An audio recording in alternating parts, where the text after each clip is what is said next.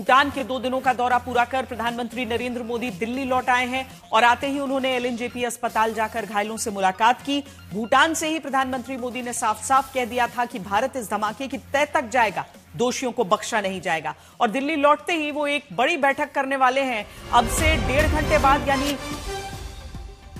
शाम 5:30 बजे प्रधानमंत्री नरेंद्र मोदी सीसीएस की बैठक करने वाले हैं। कैबिनेट पर सुरक्षा समिति की इस बैठक में दिल्ली ब्लास्ट को लेकर चर्चा होगी। इससे पहले सीसीएस की बैठक अप्रैल महीने में पहलगाम हमले के बाद 2 बार हुई थी। पहली बैठक 23 अप्रैल को हुई थी, जब पहलगाम हमले के बाद सऊदी अरब का दौरा बीच में छोड़कर प्रधानमंत्री मोदी दिल्ली लौटे थे। वहीं दूसरी बैठक 30 अप्रैल को हुई थी, जब प्रधानमंत्री की अध्यक्षता में हुई सीसीएस की बैठक में तीनों सेनाओं को पाकिस्तान के आतंकी ठिकानों पर जवाबी कार्रवाई की खुली छूट दी गई थी। और इस वजह से अब से कुछ देर बाद होने वाली सीसीएस की बैठक पर सबकी नजरें टिकी हैं।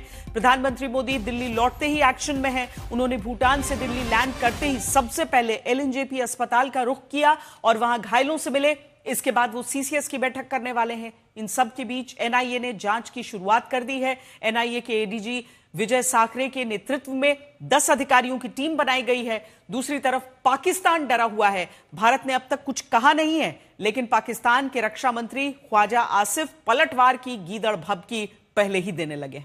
दिल्ली ब्लास्ट के बाद सीसीएस की बैठक और जांच को लेकर बात करने के लिए हमारे साथ आज तक संवाददाता हिमांशु मिश्रा और मंजीत नेगी जुड़ रहे हैं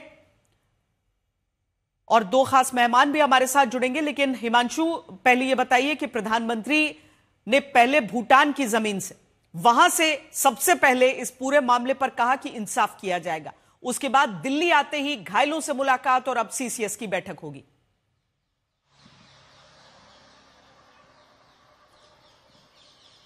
श्वेता जी, देखिए श्वेता, बिल्कुल प्रधानमंत्री नरेंद्र मोदी ने जो है भूटान की जमीन से ये कहा था कि जिन्होंने भी ये दिल्ली में ब्लास्ट किया है उनको छोड़ा नहीं जाएगा, बख्शा नहीं जाएगा, उनको सजा दी जाएगी। आपको याद होगा कि जब घटना हुई थी और उसके बाद भी प्रधानमंत्री नरेंद्र मोदी ने जो है वो ऑपरेशन सिंदूर से पहले बिहार में जाके कहा था कि आतंकियों को जो है पहलगाम के, उनको उनकी कल्पना से बड़ी सजा दी जाएगी। और उसके बाद जो कुछ हुआ हम सब जानते हैं ऑपरेशन सिंदूर में।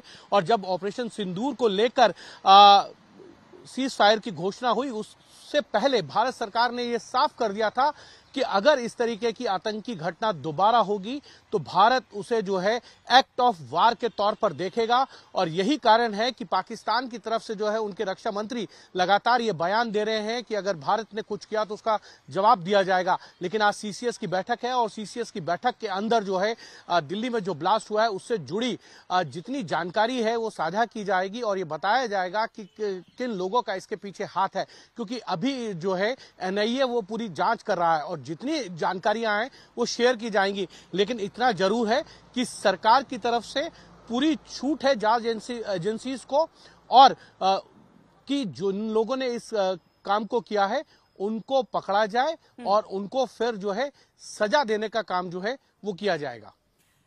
लेकिन इसके पीछे जो भी होगा उसको छोड़ा नहीं जाएगा। सही बात है। पाकिस्तान ने पहले से ये कहना शुरू कर दिया है, लेकिन अभी ये एजेंसीज तय करेंगी कि कहां कहां तक तार जुड़े हैं और किस तरीके से, क्या पाकिस्तान का भी कोई रोल है या नहीं। हम जितेंद्र से ये बात जानेंगे, लेकिन उससे पहले ब्रिजेश जो अहमदाबाद से हमारे साथ जुड़ रहे हैं। ब्रिजेश, ये बताइए कि जो गुजरात एटीएस की तरफ से जो कार्रवाई है उस पर क्या अपडेट है?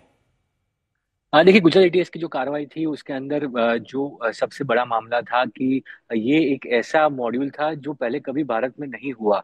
हमेशा हमने देखा है कि या तो सुसाइड बॉम्बर या तो फिर बम से जो है वो, या फिर पहलगाम में हमने जैसे जैसे देखा कि लोगों को बंदूक से, गोली से लोगों को मारा गया। पर ये अहमदाबाद का जो मॉड्यूल था वो पूरा अलग था, जिसके अंदर राइसिन नाम का जो जहर है जो अरंडी के तेल से बनाया जाता है, उसको जो है वो उपयोग में लेना था, जो एक मास डिस्ट्रक्शन के वेपन के तौर पे यूज होता। क्योंकि अगर वो खाने में या फिर पानी में मिला दिया जाता तो उसके बाद वो कितनी तबाही मचाता उसकी कल्पना करना ही मुश्किल, मतलब नामुमकिन सा है। क्योंकि ये जहर जो है वो उसका वो टेस्ट नहीं है कोई कि उसको पहचाना जा सके। अगर ये एक बार या तो सब्जी में या फल में मिला दिया गया या फिर पानी में मिला देते तो उसको जो है वो चिन्हित कर पाना लगभग नामुमकिन सा है और इसका कोई एंटीडोट नहीं है।